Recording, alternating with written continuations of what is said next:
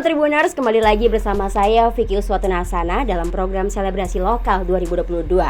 Nah Tribuners, event sepak bola terbesar akan berlangsung nih mulai besok. Jadi kali ini kita akan membahas prediksi pertandingan nih dalam setiap tim yang akan bermain di Piala Dunia 2022 bersama narasumber kita Bung Majid. Halo Bung Majid. Halo Mbak Vicky. Selain Bung Majid, kali ini juga ada Mas Alfa. Mas Al nih, Mas Al nggak syuting nih. Lagi off dulu, kita fokus Piala Dunia. Iya. Gimana nih kabarnya Mas Al? Alhamdulillah baik Mbak Vicky. Dunia persyutingan? Dunia persyutingan baik-baik saja. Belakangan ini baik-baik saja. Oke, kalau Bung Majid gimana kabarnya nih? Kabarnya baik.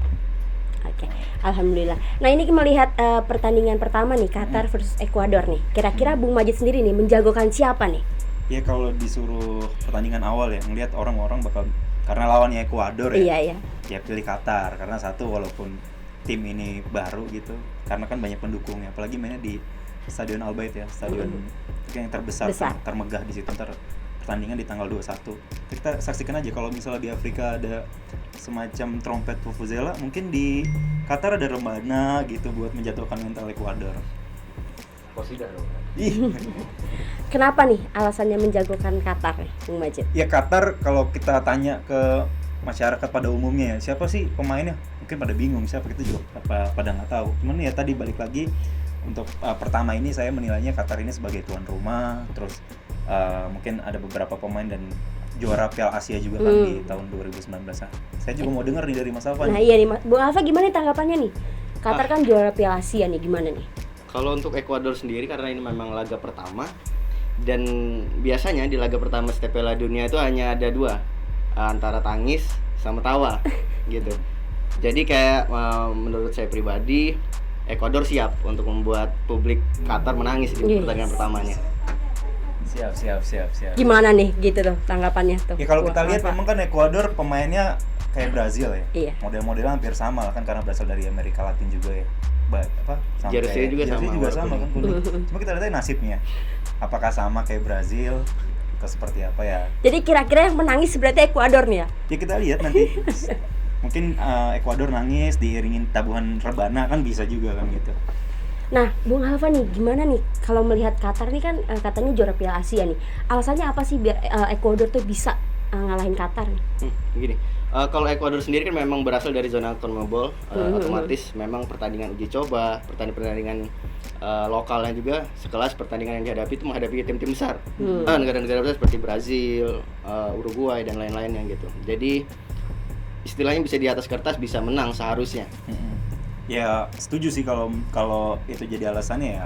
Qatar bisa apa gitu. Cuma kan balik lagi Qatar ini di sini juga ada beberapa, kalau bisa kita lihat di situ ada pelatih juga kan namanya Felix Sanchez dari Portugal. Dia udah naungin dari U19, kemudian U20, 2013. Walaupun yang tadi saya bilang prestasi tertingginya itu 2019 itu mengantarkan Qatar itu menjuarai Piala Asia. Tapi di kemudian 2020-2021 memang tidak begitu banyak yang tahu tentang Qatar sih, prestasi seperti apa ya. Cuma kembali lagi ya, keyakinan saya dengan Qatar itu ya ini eventnya mungkin warga-warga negara-negara Muslim yang ada di Timur Tengah, jadi akan berkumpul di situ, akan jatuhkan mental-mental lawan termasuk Ekuador ini. Tapi nih Bung Majid, Qatar sendiri kan baru pertama kali main nih di Piala Dunia nih. Sedangkan Ekuador ini sering banget melawan tim-tim besar gitu. Gimana nih tanggapannya? Ya saya percaya aja dengan si Felix Sanchez ini, ada beberapa pemain kuncinya, ada si kapten timnas Qatar itu namanya Hasan Al-Hados, sama ada si Ali siapa itu namanya, Ali Almus itu baru 26 tahun. Mungkin dia kalau di liganya itu kalau di Indonesia setara Bambang Pamungkas. Karena banyak diidolakan pemain. Walaupun kita nggak tahu si Ali Almus itu seperti apa. Mungkin nanti kita akan lihat apakah dia sundulannya kayak BP atau kayak Cristiano Ronaldo atau kayak Son Heung-min gitu. Nah, Mas Aldi, tadi kan Bung Majid menyebut Felix Sanchez nih, pelatih terbaik gitu ya di Qatar gitu. Nah, ini gimana nih kalau dari Ekuador? Pelatihnya bagaimana nih? Apakah bisa menandingi Qatar? Untuk Latri, julukan dari Ekuador, pelatihnya masih tergolong baru, masih belum genap 2 tahun. Dan memang secara persentase pertandingan hanya belum sampai 50% kemenangan. Jadi masih di bawah win rate-nya dari 100 pertandingan bisa dibilang hanya sekitar 40-an gitu istilahnya. bukan data real. Jadi pelatihnya itu Gustavo Alfaro. Dia ini udah banyak pengalaman untuk melatih tim-tim di zona CONMEBOL. Dan selanjutnya dia tuh pelatih yang cukup dikenal di Amerika Selatan juga. Banyak melatih tim seperti pernah melatih Boca Juniors, dan memang pada di liganya dia memang tim yang cukup kuat juga di negaranya. Dan tadi disinggung juga pemain-pemain kunci. Iya, pemain-pemain kunci. Dan Ekuador sendiri ada beberapa pemain-pemain kunci memang langganan tampil di Piala Dunia. Dan pemilik caps terbanyak di Ekuador sendiri itu ada si Emer Valencia, dan usianya memang udah cukup berumur 32 tahun atau untuk saat ini masih bisa dibilang golden age-nya dia di usia segitu. Dan dia ini sempat beberapa kali memperkuat tim-tim di Eropa gitu. Dan selain itu untuk pemain-pemain mudanya ada pemain-pemain lain seperti Moises Caicedo, dia main di lini tengah. Jadi mau nggak mau nampaknya Qatar harus berjibaku karena memang dua pemain ini bekerja keras.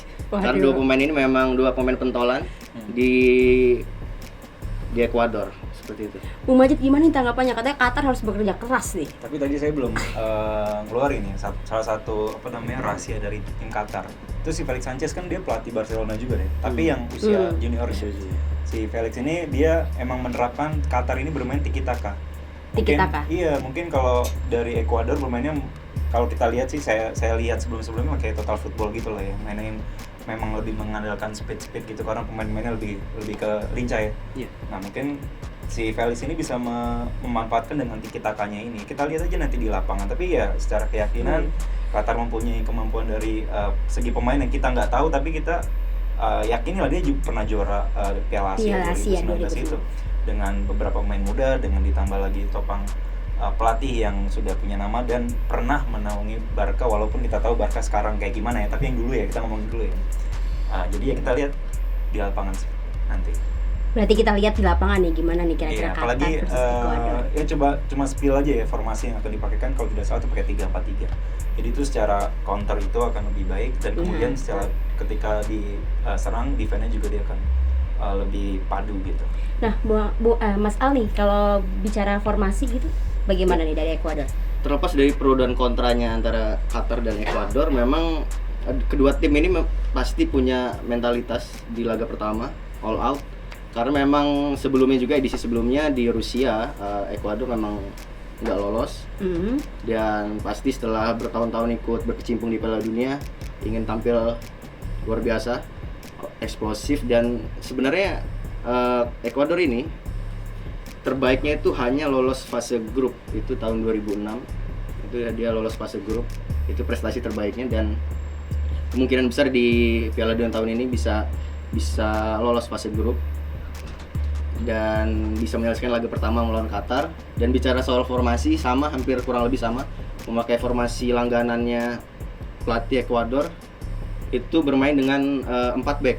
Jadi dia fleksibel, bisa 4-2-3-1 atau 4-3-3 sesuai dengan pelatih Qatar, Felix Sanchez akan bermain seperti apa gitu. Nah, itu kan tadi disebut Ekuador ini pernah juara fase grup nih sudah lama gitu. Apa nih yang bikin kira-kira tuh percaya diri banget lolos fase grup di Piala Dunia 2022 ini versus Qatar? Karena kalau kita percaya dirinya, pertama karena memang Ekuador bisa dibilang tim kuda hitam dari zona CONMEBOL. Karena memang tim-tim seperti ini yang biasanya di setiap edisi Piala Dunia itu selalu memiliki tim-tim kuda hitam. Dan menurut saya ini adalah salah satu contoh yang bisa kita tarik dari zona-zona. Dan ini dari perwakilan CONMEBOL yang akan masuk di lolos fase grup A Piala Dunia 2022. Kalau Ekuador bilang kuda hitam. Qatar kuda apaan? Kuda poni mungkin. Tapi kita lihat lah kuda poni seperti apa ya kan Qatar ini. Ya kita tanpa mengecilkan Qatar, kita lihat memang penyelenggaraannya di Qatar dan orang-orang. Ya mungkin nanti pemain-pemain Ekuador akan banyak hal non teknisnya di Qatar, kan kita nggak tahu. Oke, kalau prediksi skornya nih? Ya jelas dong, 2-0 lah, margin 2 lah untuk Qatar. 2-0? Ya, bisa 4-2, 6-2, 10-2, nggak margin 2 itu ya, 10-8, 5-3 gitu. Kalau Mas Ali? Kita bicara cukup realistis, dan kalau untuk Ekuador bisa menang hanya untuk selisih 1 gol dari Qatar. Karena mengingat pemain-pemain Qatar juga salah satu pemain-pemain yang pemain-pemain muda, bisa diisi pemain-pemain muda dibanding dengan Ekuador, jadi skor akhir bisa 1-0 atau 2-1. Makin satu ya. Kalau Mbak Vicky sendiri Pribadi? pegang mana nih? Ekuador atau Qatar? Wah, aku Belanda sih. Oh, Belanda ya. Oke, selainnya kan. Aku Belanda sih kalau di grup A. Oke. Oke Tribuners, demikian prediksi pertandingan dari Bung Majid dan juga Mas Al nih. Terima kasih juga Bung Majid dan Mas Al sudah hadir dalam program Selebrasi Lokal 2022. Tribuners, terima kasih juga sudah menyaksikan. Saya Vicky Uswatunasana pamit undur diri dan jangan lupa terus saksikan Selebrasi Lokal 2022. Jangan lupa subscribe ya.